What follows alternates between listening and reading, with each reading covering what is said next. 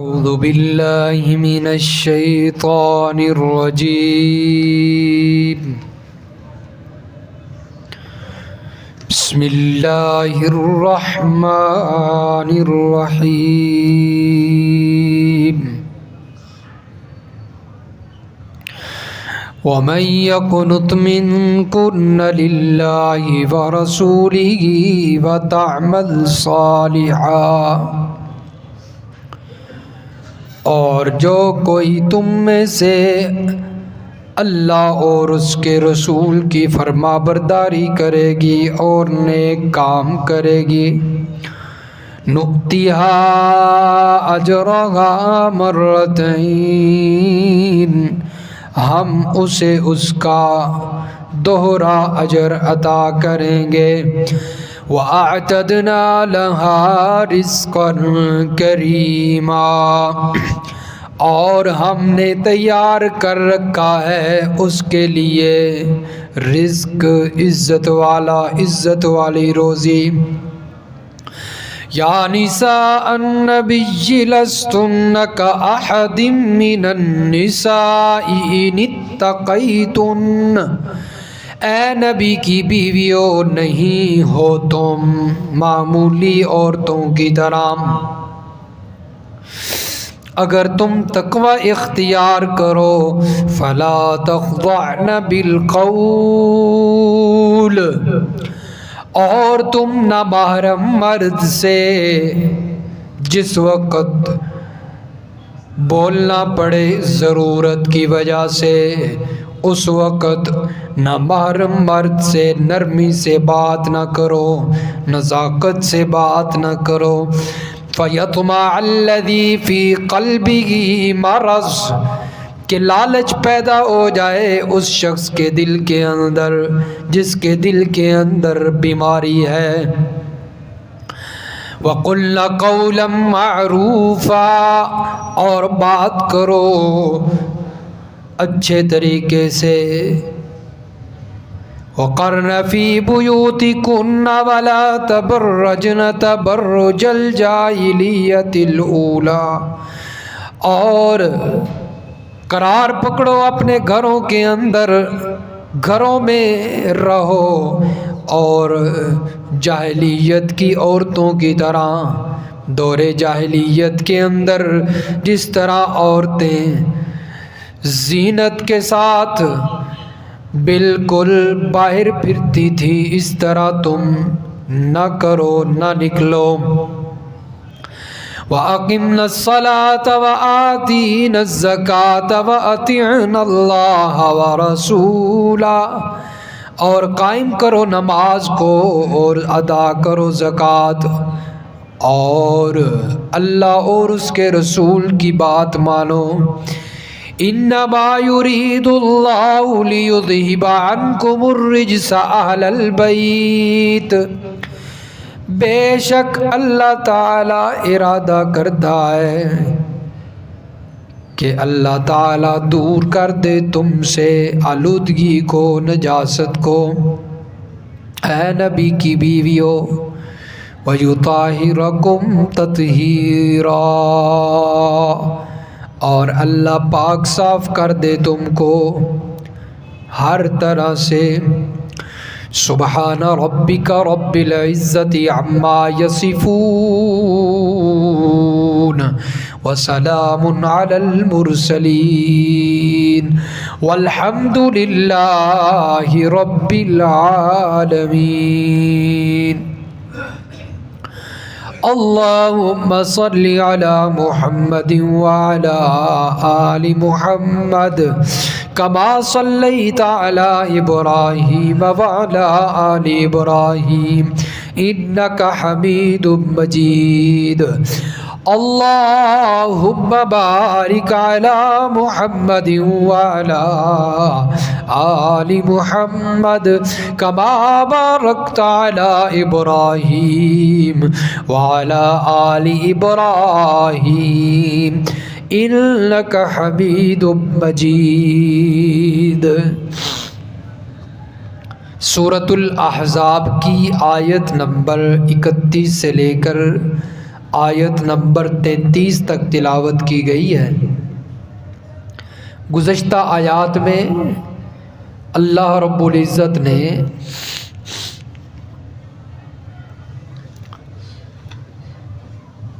ام المؤمنین امہات المؤمنین نبی کی ازواج کا ذکر فرمایا اور دو باتیں ان کے سامنے رکھی گئیں کہ اگر تو اللہ اور اس کے رسول کو چاہتی ہیں پھر صبر کرنا پڑے گا، اور اگر وہ دنیا کا ارادہ رکھتی ہیں، دنیا کی زینت کو چاہتی ہیں، مال چاہتی ہیں، تو پھر میرے پیغمبر انہیں مال دو، دنیا دو اور انہیں اچھے طریقے سے رخصت کر دو۔ تو امہات المؤمنین نے، نبی کی ازواج نے اللہ اور اس کے رسول اور آخرت کے گھر کو چاہا،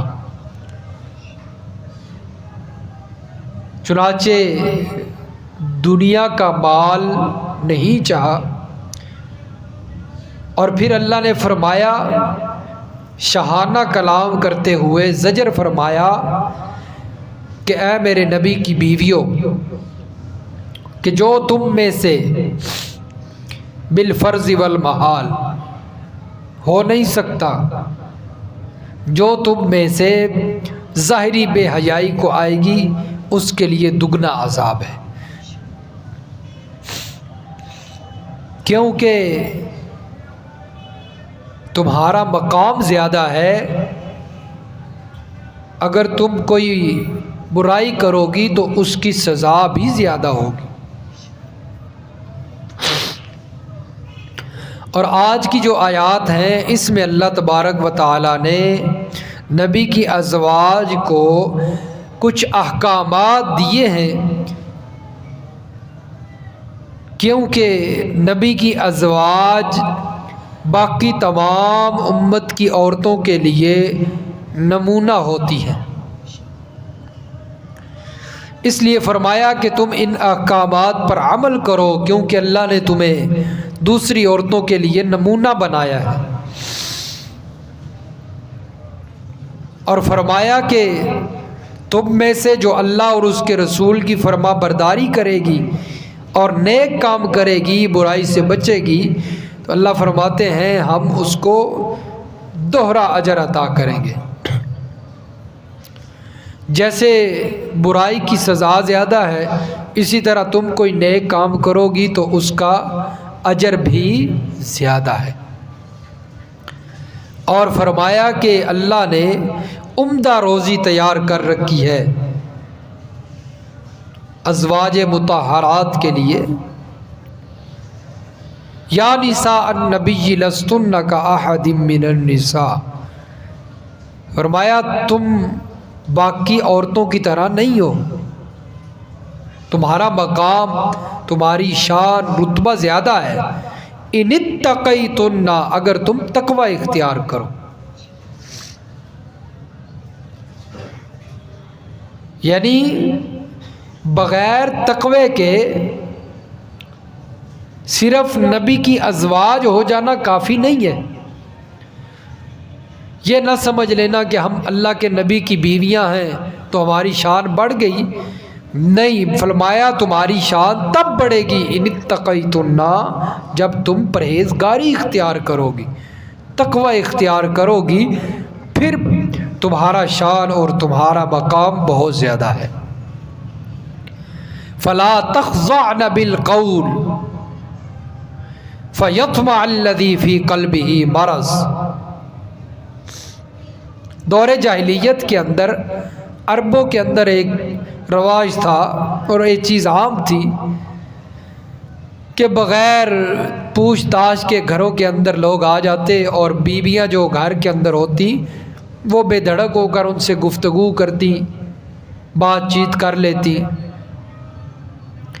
اب اللہ نے اپنے نبی صلی اللہ علیہ وسلم کی ازواج کو حکم دیا، کیونکہ اس ان عورتوں نے نمونہ بننا تھا باقی کے لیے، تو فرمایا فلا تخضعن بالقول، اگر دروازے پر کوئی نامحرم مرد آ جائے تو بات کے اندر نرمی اور نزاکت نہیں اختیار کرنی، لہجے کے اندر نزاکت نہ ہو، ایسا نہ ہو کہ کوئی منافق جو ہے وہ اس کے دل کے اندر فاسد خیال آنے لگے اور وہ یہ سمجھنے لگے کہ شاید یہ میری طرف مائل ہے، اس وجہ سے یہ نرم جو ہے وہ نزاکت کے ساتھ بول رہی ہے، بلکہ فرمایا کہ لہجے کے اندر نزاکت نہ ہو، نرمی نہ ہو، بلکہ سخت لہجہ ہو، وَقُلْنَ قَوْلًا مَّعْرُوفًا، لیکن لہجہ بے شک سخت ہو لیکن بات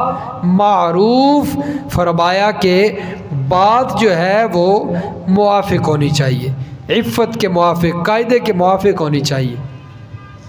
یہ نہ ہو کہ تمہارے کردار پہ کوئی بولنے لگ جائے اور تمہارے اخلاق پہ کوئی بولنے لگ جائے کہ نبی کی بیویوں کا تو اخلاق ہی اچھا نہیں، ان کی گفتگو ہی اچھی نہیں۔ فرمایا گفتگو اچھی ہونی چاہیے لیکن لہجہ اس کے اندر نزاکت اور نرمی نہ ہو کہ کوئی جو ہے وہ دل کے اندر غلط خیال پیدا کرنے لگ جائے۔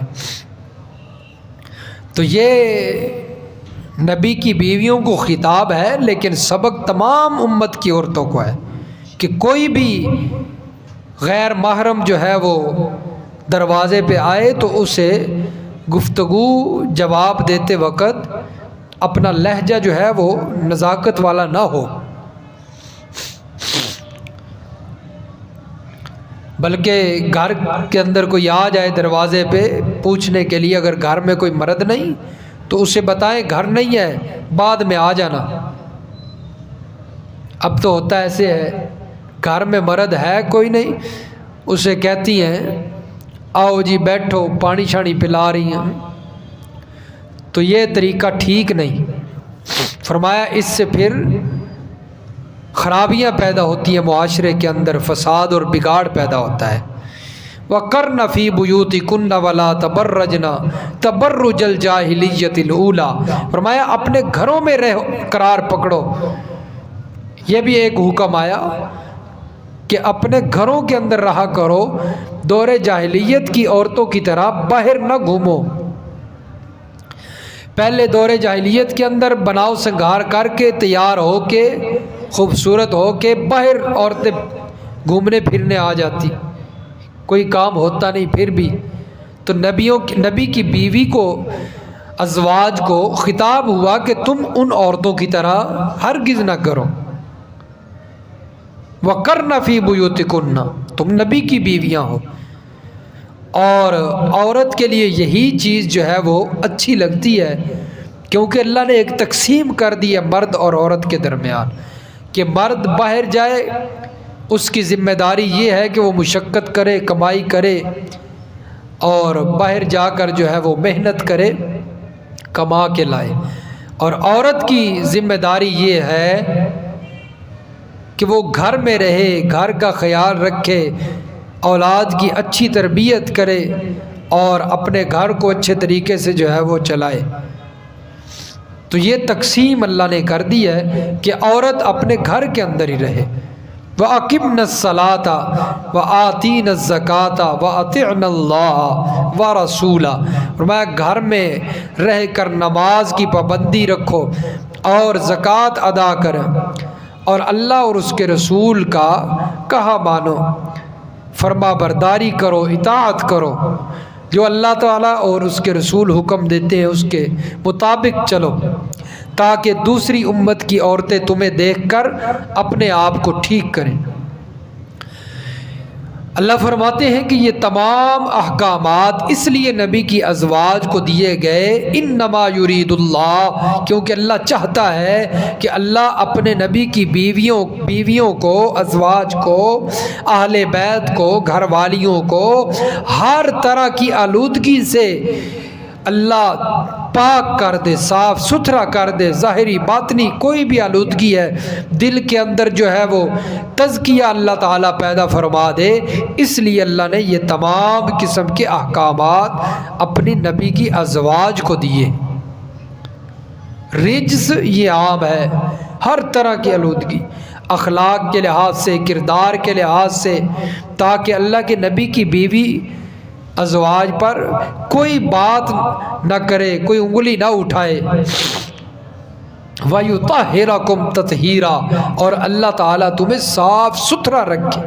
تو منافقوں نے تہمت لگائی تھی حضرت عائشہ رضی اللہ تعالیٰ عنہ پر، تو اللہ فرماتے ہیں ہم نے تو نبی کی ازواج کو وَيُطَهِّرَكُمْ تَطْهِيرًا صاف ستھرا رکھا ہے، ہر قسم کی نجاست سے، غلاظت سے، برائی سے۔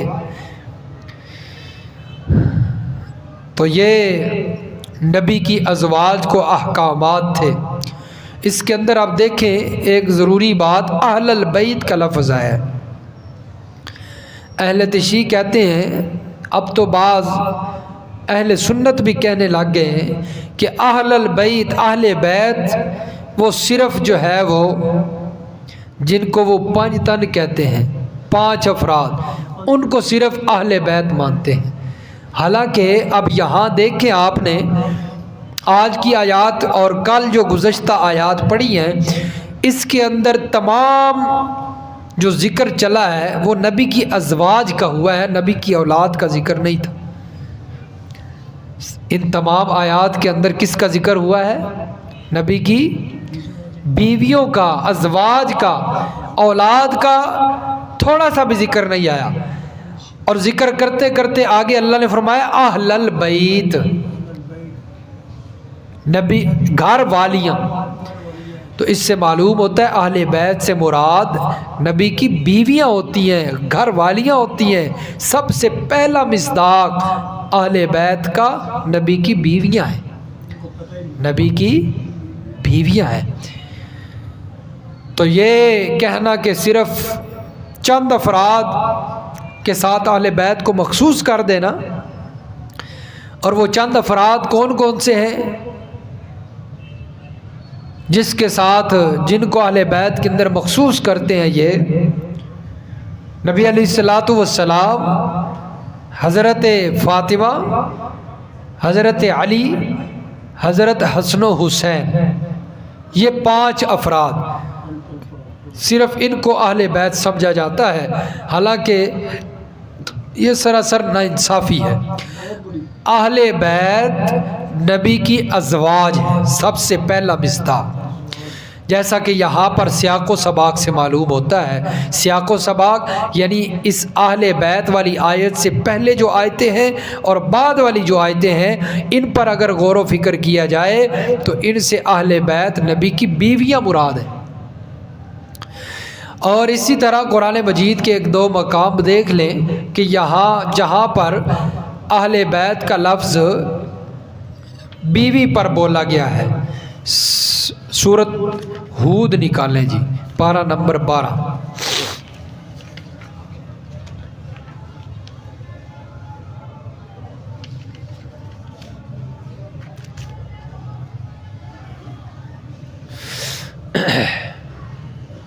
صفحہ نمبر 277، صفحہ نمبر 277۔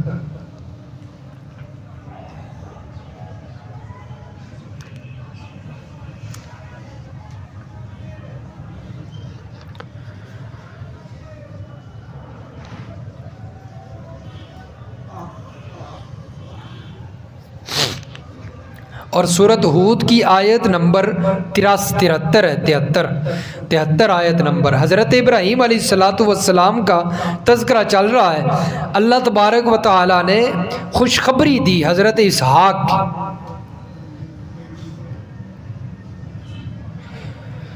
اور حضرت یعقوب کی، پوتے کی، اسحاق بیٹے کی اور یعقوب پوتے کی۔ تو جس وقت یہ خوشخبری ملی تو اس وقت حضرت ابراہیم علیہ السلام کی جو بیوی تھی اس نے تعجب کیا کہ میں بانجھ ہوں اور میرا خاوند ابراہیم جو ہے بوڑھا ہو چکا ہے، تو یہ اولاد کیسے؟ تو اس وقت فرشتوں نے کیا کہا تھا؟ قالوا اتعجبین من امر اللہ رحمت اللہ وبرکاتہ علیکم اہل البیت۔ فرشتوں نے کہا اتعجبین من امر اللہ، کیا تو تعجب کرتی ہے نبی کی بیوی اللہ کے حکم کے بارے میں؟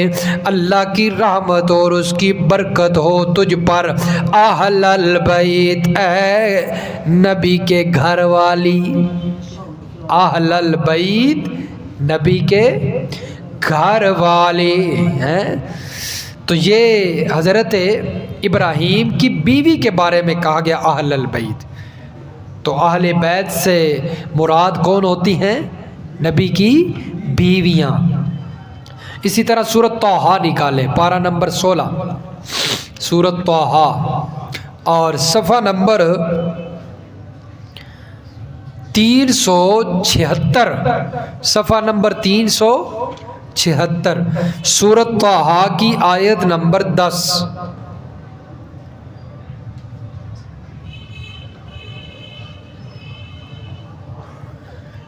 آخری لائن ہے صفحے کی۔ حضرت موسیٰ علیہ السلام کا ذکر چل رہا ہے۔